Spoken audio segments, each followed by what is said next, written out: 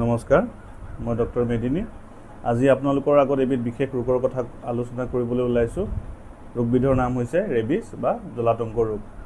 এই ৰোগবিধ ইমানেই ভয়ংকৰ, যদি এবাৰ ই শৰীৰত আপোনাৰ আহি যায় তেনেহ'লে আপোনাৰ মৃত্যু প্ৰায় অনিবাৰ্য। কিন্তু এই ৰোগবিধ যিমানেই বিপদজনক, তাতোকৈ সহজে আমি ইয়াৰ পৰা হাত সাৰিব পাৰোঁ। তাৰ কাৰণে আপুনি মাথো তিনিটা উপায় অৱলম্বন কৰিব লাগিব। প্ৰথমটো হৈছে, যেতিয়াই আপোনাক বা আপোনাৰ পৰিয়ালৰ কাৰোবাক বা আপোনাৰ বন্ধুবৰ্গক কুকুৰ বা মেকুৰীয়ে আঁচোৰে, ততাতৈয়াকৈ সেই ঘাঁডোখৰ বা ঠাইডোখৰ আপুনি চাবোন বা বিটাডিনেৰে 15 পৰা 20 মিনিট সময় ধুনীয়াকৈ ধুই পেলাওক। দ্বিতীয়তে, আপুনি ওচৰৰ হস্পিটেললৈ আহক। আহি পেলাই আমাৰ ভেকচিনৰ ব্যৱস্থা আছে। প্ৰথম দিনাখন এটা ভেকচিন ল'ব লাগিব, থাৰ্ড ডে এটা ভেকচিন ল'ব লাগিব, 7 নম্বৰ দিনাখন এটা ভেকচিন ল'ব লাগিব আৰু 28 নম্বৰ দিনাখন এটা ভেকচিন ল'ব লাগিব।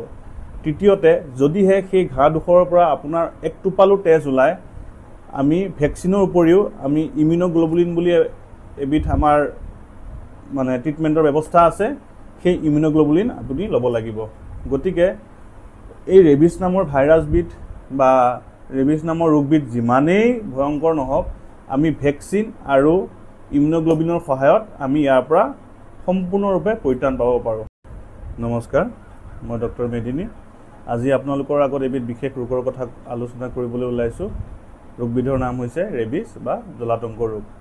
এই ৰোগবিধ ইমানেই ভয়ংকৰ, যদি এবাৰ ই শৰীৰত আপোনাৰ আহি যায় তেনেহ'লে আপোনাৰ মৃত্যু প্ৰায় অনিবাৰ্য। কিন্তু এই ৰোগবিধ যিমানেই বিপদজনক, তাতোকৈ সহজে আমি ইয়াৰ পৰা হাত সাৰিব পাৰোঁ। তাৰ কাৰণে আপুনি মাথো তিনিটা উপায় অৱলম্বন কৰিব লাগিব। প্ৰথমটো হৈছে, যেতিয়াই আপোনাক বা আপোনাৰ পৰিয়ালৰ কাৰোবাক বা আপোনাৰ বন্ধুবৰ্গক কুকুৰ বা মেকুৰীয়ে আঁচোৰে, ততাতৈয়াকৈ সেই ঘাঁডোখৰ বা ঠাইডোখৰ আপুনি চাবোন বা বিটাডিনেৰে 15 পৰা 20 মিনিট সময় ধুনীয়াকৈ ধুই পেলাওক।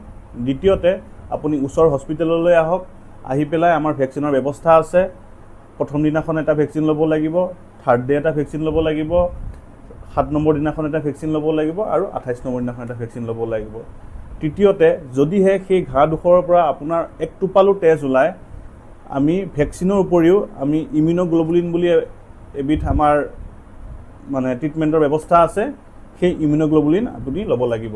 গতিকে এই ৰেবিছ নামৰ ভাইৰাছবিধ বা ৰেবিছ নামৰ ৰোগবিধ যিমানেই ভয়ংকৰ নহওক, আমি ভেকচিন আৰু ইমিউনোগ্লোবুলিনৰ সহায়ত আমি ইয়াৰ পৰা সম্পূৰ্ণৰূপে পৰিত্ৰাণ পাব পাৰোঁ।